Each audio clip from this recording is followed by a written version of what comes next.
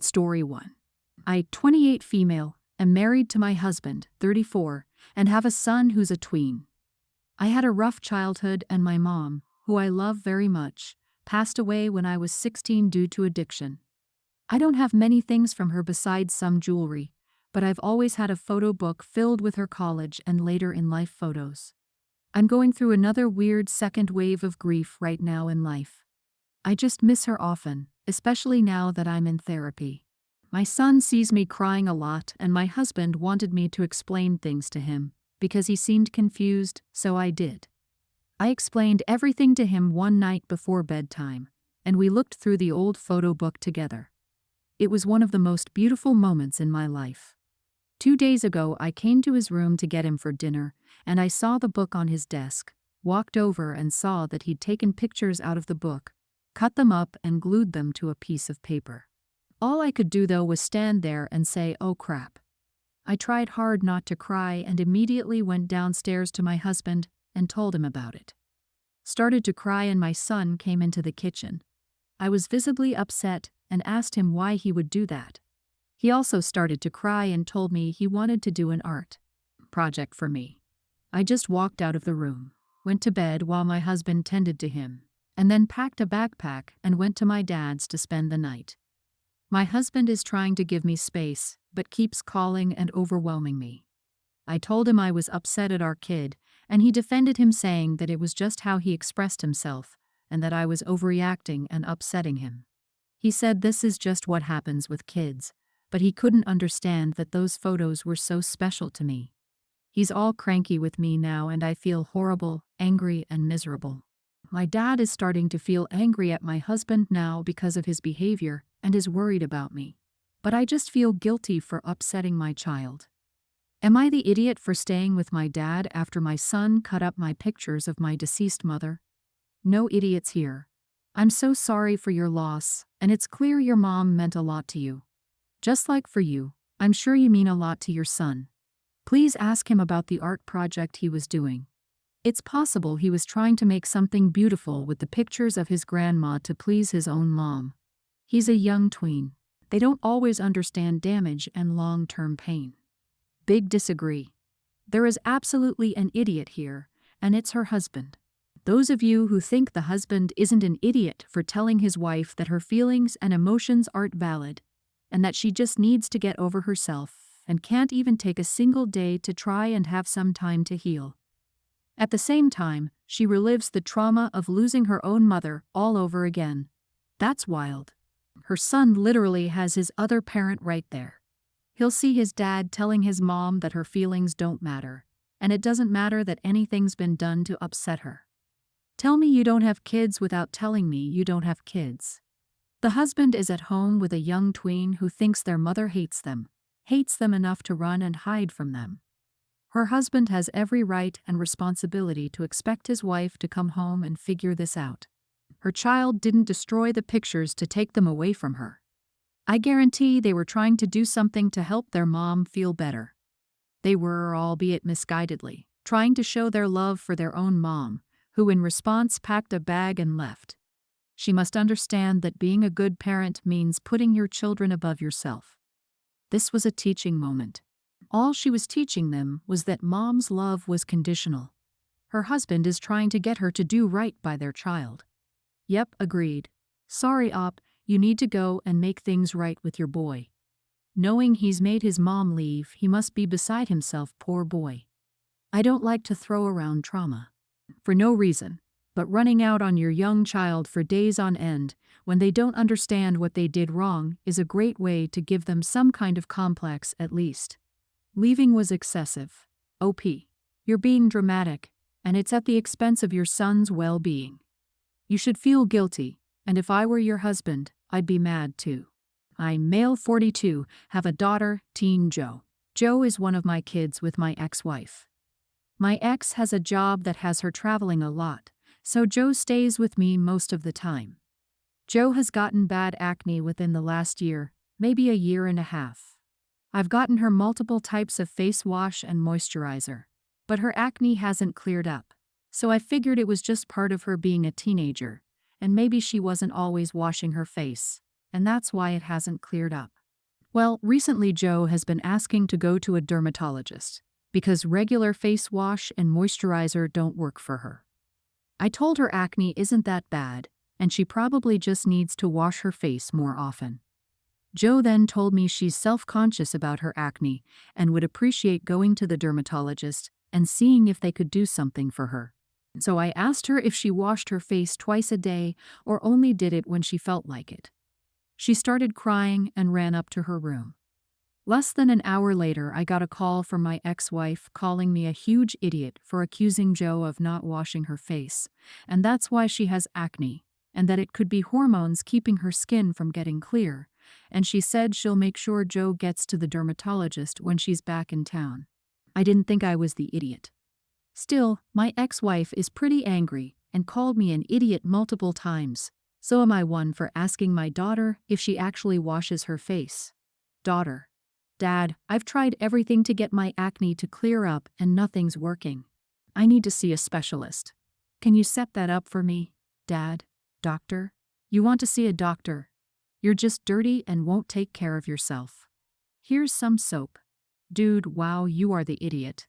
That is pretty much how you sounded to her.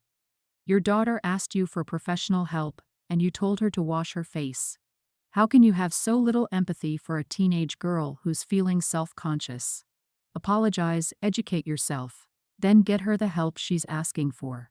Acne isn't caused by a lack of face washing. By the way, unless Op's a physician, he doesn't know if she has regular old teenage acne or if it's systemic, for which all the face scrubbing in the world won't help. Not to mention that overwashing one's face, especially with harsh cleansers and on delicate skin, can cause worse acne by actually drying it out, causing oils to come to the surface, which causes more acne. Op, you are the idiot hands down. Go apologize to your daughter and make her dermatologist appointment today. Yeah, I thought the whole acne is caused by lack of face washing thing died back in the early 2000s. If washing the face would solve the issue, then nobody would struggle with acne in the world. It can be so mentally and physically painful for those who have it. Just take her to a dermatologist already. If you had something on your face, something really bothering or unaesthetic, and that you couldn't make go away, wouldn't you go to the doctor? Take your kid to the dermatologist, idiot. I, 30 female, got married 4 years ago to James, 32 male. James has 2 children with his ex. My stepson is a mid-tween and my stepdaughter is 1 year younger. I love my stepchildren, and I try to be a good stepmom. Not the crazy, evil kind, or the kind who wants the kids all to herself and tries to screw over the biological parent. I see my role as an additional adult in their lives, contributing to their security, but I don't believe I'm an equal parent. They don't see me that way, and that is totally fine and lines up with my experiences with friends who had step-parents even from very young ages. I dated James knowing he had children, and I always wanted to be one of the step-parents the kids were glad to have in their lives, not the ones tolerated for the sake of their parents. My husband's family does not have these same expectations, and during my pregnancy I've struggled with that. To my in-laws, I am an equal parent. I'm a third-time parent and not pregnant for the first time. This has been a difficult expectation for me. I feel like my whole pregnancy has been compared to my ex's pregnancies with my stepchildren. Some comments get made by mother-in-law and father-in-law like, oh, the other 2 weren't that bad because I had such extreme morning sickness that led to a hyperemesis gravidarum, or when we found out the gender of the baby. And it was mentioned we didn't find out with my stepchildren. My husband told them it wasn't like I was involved in either of those pregnancies, but it went over their heads. My sisters suggested throwing me a baby shower, and mother-in-law mentioned that you only have a baby shower with your first, and how inappropriate one for the third will be. She said people were judged so harshly for that decision. This has weighed on me. It makes me feel jealous, which is new. I wallowed for a while at how unfair it was that my husband had gone through this twice before. It means his family expects me to give up first-time experiences like a baby shower, or that they compare my pregnancy to his ex's 2 pregnancies. I was worried it would make me a worse stepmom feeling that way, so I started therapy. My husband and I did talk a little, but he couldn't completely understand how I felt. He told me it wasn't wrong to feel a little unsettled by the comments, and that he would do better to end them. But I told him I didn't want that jealousy to fester and grow, or for it to become resentment toward him or my stepkids. So I started therapy 6 weeks ago. My husband was so frustrated with his family starting all this that a week ago, when they made another comment about the baby shower, he told them it was that crap that sent me to therapy. They asked what that was supposed to mean, and he told them they made me feel like crap for experiencing my first pregnancy, and he was over how they responded to my pregnancy. This started an argument between him, his mom, and his brother. Then my husband's family claimed I was weaponizing therapy and overreacting to a situation I signed up for. Am I the idiot? Oh honey, no, you're not an idiot in the slightest, dear. Even if you felt that you were the third parent to your stepkids, this is still a new experience for you. It's a new experience for your body and will be your first time raising an infant, and the fact that they disregard this is actually insane on their part. I can't tell you what their motivations is in all of this. Whether they think somehow they're protecting your stepkids from feeling like other or what. But you need to take a little break from them and do the things that spark happiness as you add to your family. I've never been invited to a baby shower for a straight dad. There for the expectant mother. You absolutely deserve a shower and congratulations on your pregnancy. Yeah, your in-laws suck, but your hubby has his whole family on his side spewing nonsense like you are weaponizing your therapy. You're sitting all alone on your end of the table, trying to fight for your right to have mixed emotions about a crappy situation you were forced into? Interesting husband you've got there. I, 30 female, have 2 sons, a grammar schooler and a toddler. My sister has my niece who's also a toddler. Things were good with my sister until I learned I was pregnant with my oldest. My sister was older, 30 at the time, and she'd been trying to get pregnant for 2 years. Whereas I had just finished my degree when my husband and I learned we were having a baby. I think jealousy is what created the cracks that still exist in our relationship. I was very aware of how painful it would be for my sister. She was actively trying to have a baby and hadn't been successful, while I didn't try or plan to have kids just yet, and a birth control failure resulted in an unplanned pregnancy for us. I told my sister privately and told her I wanted to ensure she was okay. She said she was, but our relationship changed that day. Outwardly, she appeared okay, but we were not close like before. We used to talk a lot every week, and that reduced significantly despite my attempts to keep that going. She called less, answered less, and stayed on the phone less. It was more awkward for the first few months of my eldest's life, and then it did get a little better, but never the same as before. I did bring it up to her once, and she acted like she had no idea what I was talking about, so I dropped the conversation. My sister went through AITA, and I did my best to support her through that. Then I got pregnant again and the distance grew. But then she was pregnant too and things got better. My sister was enthusiastic about our kids growing up close and spending time together. At first, we did a lot together when my youngest and my niece were born, and we talked about how they'd have play dates and we could do fun outings with all 3. Then, around 6 months ago, it got worse again. I'm still trying to understand why or what caused it, but it all accumulated into an incident 2 weeks ago. My sister dropped by unexpectedly and asked me to watch my niece the next day. I was like, of course. I've babysat for them before, and they babysat a couple of times for us too. I was placing up some dinner for my kids at the time, and my sister was like, "What the heck is that? Why are you feeding them like that?" She told me it was gross, and she couldn't believe I would be so wasteful, and it wasn't a real dinner. She told me I should know way better than that. The dinner was mini homemade chicken tacos, some stir-fried veggies on the side, a dip and some fresh berries in a pot. She then insulted the lunch I gave my kids at Christmas and told me the way I feed my kids is impossible and weird, and there's no consistency to them, etc. I told her to stop acting like I was doing something wrong, but she told me I was.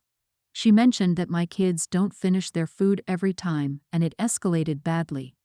It felt like she was taking everything from the last 7-ish years out on me, and I told her I'm not babysitting anymore and not to call on me for help with my niece anymore. She called me a lousy sister and left. Am I the idiot? I don't see what was wrong with the lunch. Chicken, vegetables and fruit, and in a form that children like. What more could you want? Besides, hasn't anyone told the sister that the children have to eat their plates empty regardless of the consequences? Method of education is completely outdated. What you don't finish now will be served up as a warmed-up snack 2 hours later when you're hungry. And that's it. Not the idiot. You haven't done anything wrong by telling your sister she can look after her child. Let her cool down first. Then you can talk about the much deeper problem in peace. Opie, it's not the food. Something in her saw your kids, and it made her angry, and she made a cockamamie rationalization to lash out.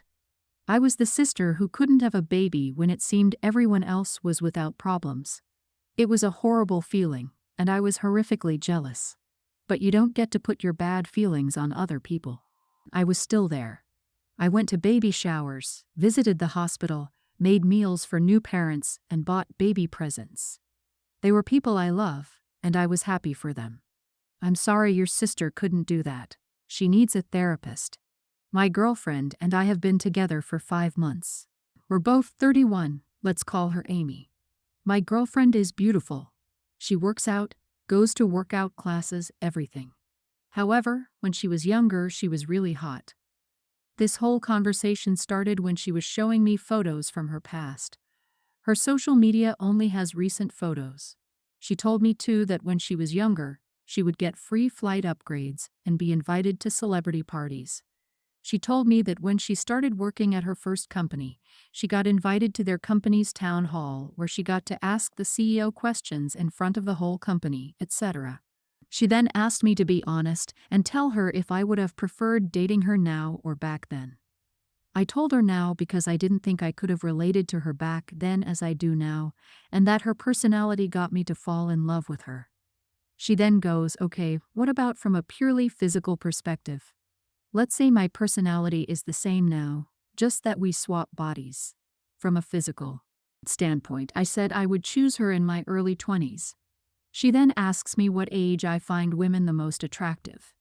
I say it depends on the woman, but tell her it's generally 21 to 24. Up until this point, she hasn't shown an ounce of anger. Then she says, oh, so women after 24 are basically worthless in your eyes. I told her if I could swap and get my 22-year-old body back, my youth, everything, I would do it too in a heartbeat. She then starts saying this is not about youth, this is attraction, then starts calling me a creep and an idiot for preferring younger women. She then says that she thought since I was nerdy, I didn't have the same obsession with college girls as the pro type. Honey, do these pants make my butt look big? Be honest now, lol. Op, you fool, you're not very bright, are you? You fell victim to one of the classic blunders. No, honey, you're aging like a fine wine with time. I'm so attracted to you. I wouldn't change a thing about you if I could. Besides, I'm not into younger women. Dude, this is an amateur-level situation. Your significant other is always the hottest version of themselves right now. Everyone's the idiot here. You're both too old for this crap. It's giving would you love me if I was a worm vibes. You're two of the most immature people I've ever heard of. Screw off and get back to me when you have some actual real-life problems. Now here's a real-life problem. My insurance bill is due in 2 days and I'm panicking. Why do people insist on ruining their own lives by never growing up? Why do people insist on ruining their own lives by never growing up? Thank you for watching.